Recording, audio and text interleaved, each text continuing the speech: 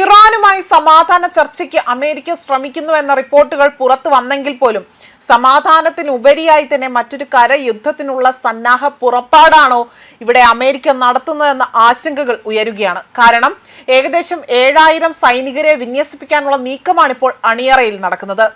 ചർച്ച ഒരു വശത്ത് നടക്കുമ്പോൾ തന്നെ ആക്രമണം കടുപ്പിക്കാനുള്ള ഒരുക്കങ്ങളാണ് ഇപ്പോൾ അമേരിക്ക നടത്തുന്നത്. നയതന്ത്ര ശ്രമങ്ങളുടെ മറവിൽ ആക്രമിക്കാനുള്ള സമയമെടുക്കുകയാണ് ഇവിടെ US ചെയ്യുന്നതെന്ന ഇറാന്റെ വിമർശനം അത് ശരിവെക്കുന്ന തരത്തിലാണ് പുതിയ നീക്കം, ഈ ഒരു സൈനിക വിന്യാസം ഇവിടെ സൂചിപ്പിക്കുന്നത്.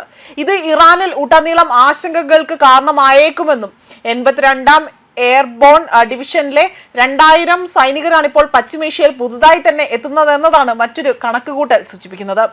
ലോകത്തെവിടെയും 18 മണിക്കൂറിനുള്ളിൽ തന്നെ വിന്യസിക്കാൻ ശേഷിയുള്ള 3000 സൈനികരടങ്ങുന്നതാണ് ഈ ഡിവിഷൻ.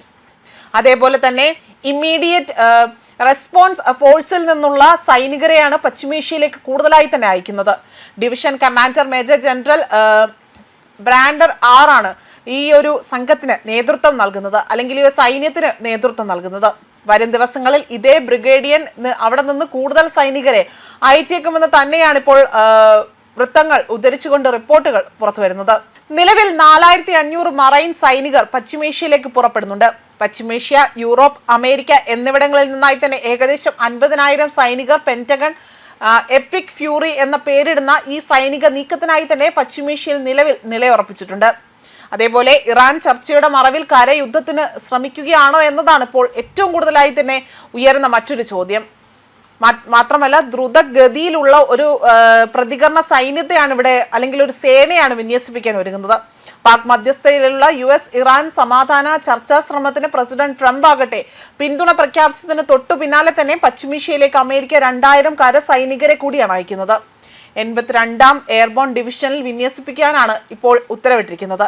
2 ദിവസത്തിനകം ഇവർ പശ്ചിമേഷ്യയിലേക്ക് എത്തും. ഇതോടുകൂടി തന്നെ മേഖലയിൽ പുതുതായി തന്നെ എത്തിയ കരസൈനികരുടെ എണ്ണം 7 തന്നെ മാറുകയും യുദ്ധത്തിന് മുന്നോടിയായി തന്നെ വിവിധ താവളങ്ങളിൽ വിന്യസിപ്പിച്ച 50,000 സൈനികർക്ക് പുറമെയാണ് ഇപ്പോൾ 2000 സൈനികർ കൂടി ഈ ഒരു വിന്യാസത്തിലേക്ക് എത്തുന്നത്.